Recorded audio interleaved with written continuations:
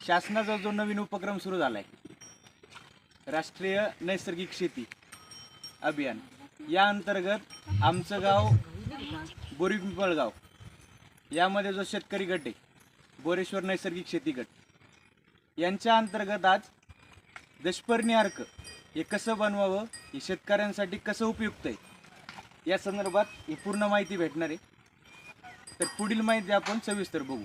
दशपर्णी अर्कामध्ये जे 10 प्रकारचे वेगवेगळ्या प्रकारचे पानं लागतात, जे ज्यांना समजा आपल्या गायी खात नाहीत, त्यांची ओळख करून देतात. आता आपल्याला दशपर्णी अर्क ही निर्विष्ठा बनवायची आहे. यात 5 लिटर गोमूत्र, 5 किलो गाईची शेण, 5 किलो लिंबाचा पाला, 2 किलो निरगुडी, एरंड, सीताफळ, घाणेरी,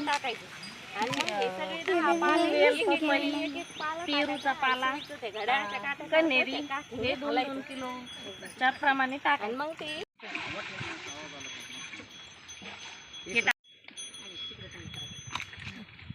हे शेण आहे 5-5 किलो.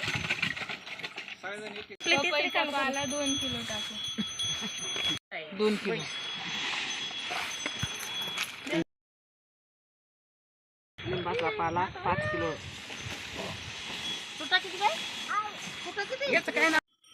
घाणेरी 2 किलो. डबल टाकायचं 2 किलो. किती आहे? 2 किलो. टाकी